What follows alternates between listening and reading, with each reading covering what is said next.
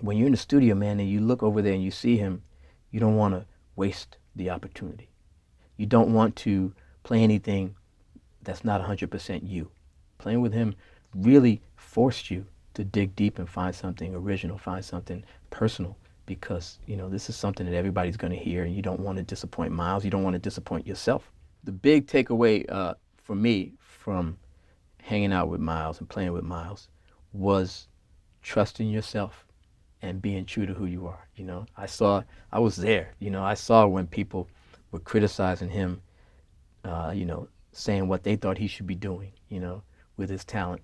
It's not like he didn't hear it, because when I was a kid, I assumed he just didn't even hear it. But no, he heard everything. He digested it, and then he just let it go. Because although he heard it, it never changed what he felt like, he was going to do. He was going from his heart, man. And I realized that when he was the biggest jazz star in the world in the 50s, and he decided that he wanted to change up in the 60s, that was because simply he felt like he wanted to change. That takes a lot of courage, man, because you got so many people who are encouraging you to stay right where you are once you've had a success. So many people who are throwing money at you to stay right where you are.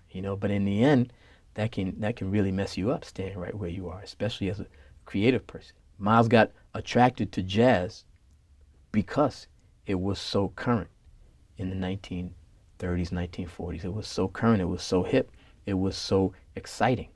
So whenever he was playing a style of music that stopped being current, stopped being hip, stopped being exciting to him, he found a way to make it exciting, found a way to make it current, found a way to make it hip again. So, when people say Miles changed over the years, in my mind, Miles never changed.